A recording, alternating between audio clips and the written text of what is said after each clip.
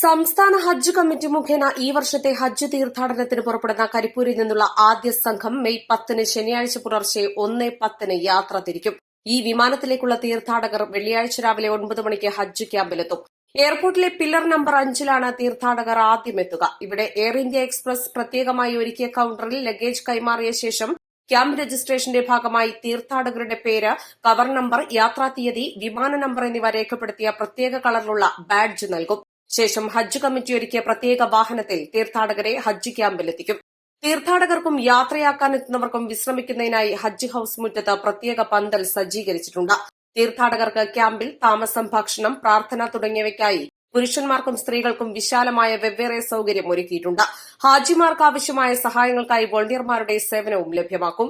ആദ്യ വിമാനത്തിലെ യാത്രക്കാർ നിസ്കാരം, ഭക്ഷണം എന്നിവയ്ക്ക് ശേഷം രാത്രി 9 മണിയോടെ ഹജ്ജ് ക്യാമ്പിൽ നിന്നും എയർപോർട്ടിലേക്ക് തിരിക്കും.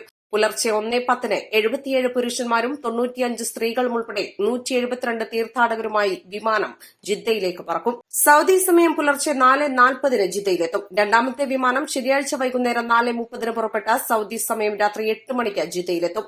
87 പുരുഷന്മാരും 86 സ്ത്രീകളുമാണ് ഇതിൽ യാത്രയാവുക. കരിപ്പൂർ ഹജ്ജ് ക്യാമ്പിന്റെ ഉദ്ഘാടനം വൈകുന്നേരം 7 മണിക്ക് സംസ്ഥാന ന്യൂനപക്ഷക്ഷേമ കായിക വഖഫ് ഹജ്ജ് തീർത്ഥാടന വകുപ്പ് മന്ത്രി വി അബ്ദുറഹ്മാൻ നിർവഹിക്കും. എംപിമാർ, എംഎൽഎമാർ, ജനപ്രതിനിധികൾ, ഹജ്ജ് കമ്മിറ്റി അംഗങ്ങൾ, മത, സാമൂഹിക, സാംസ്കാരിക രംഗത്തെ പ്രമുഖർ എന്നിവർ ചടങ്ങിൽ സംബന്ധിക്കും. ഞായറാഴ്ച 3 വിമാനങ്ങൾ സർവീസ് നടത്തും. പുലർച്ചെ 1:05-നും രാവിലെ 8:05-നും വൈകുന്നേരം 4:30-നുമാണ് വിമാനങ്ങൾ പുറപ്പെടുക. ഇതിലേക്കുള്ള തീർത്ഥാടകർ യഥാക്രമം ശനിയാഴ്ച രാവിലെ 10 മണി, ഉച്ചയ്ക്ക് 2:30, വൈകുന്നേരം 4:30-ന് ക്യാമ്പിലെത്തിച്ചേരും. ഹജ്ജ് ക്യാമ്പിന്റെ ദൈനംദിന പ്രവർത്തനങ്ങൾ വിലയിരുത്തുന്നതിന് ഹജ്ജ് കമ്മിറ്റി അംഗങ്ങളുടെ സാന്നിധ്യത്തിൽ വിവിധ സമിതികളുടെ സംയുക്ത റിവ്യൂ മീറ്റിംഗ് എല്ലാ ദിവസവും വൈകുന്നേരം ചേരും. 31 വിമാനങ്ങളാണ് കരിപ്പൂരിൽ നിന്നും സർവീസ് നടത്തുക. തീർത്ഥാടകരുടെ മടക്കയാത്ര ജൂൺ 25-ന് ആരംഭിക്കും. നിലവിലെ സാഹചര്യത്തിൽ രാജ്യത്ത് വിമാന സർവീസുകൾക്ക് എയർ ട്രാഫിക് നിയന്ത്രണങ്ങൾ ഉള്ളതിനാൽ ചില സർവീസുകൾക്ക് നിയന്ത്രണങ്ങൾ ഏർപ്പെടുത്തേണ്ടി വന്നതായി എയർലൈൻസ് അധികൃതർ അറിയിച്ചു. കോഴിക്കോട് എയർപോർട്ടിൽ നിന്നും മെയ് 10-ന് പുറപ്പെടുന്ന വിമാനത്തിലെ ഹാജിമാർക്ക് 15 കിലോയുടെ 2 ബാഗ് വീതം പരമാവധി 30 കിലോ ലഗേജ് മാത്രമേ അനുവദിക്കുകയുള്ളൂ.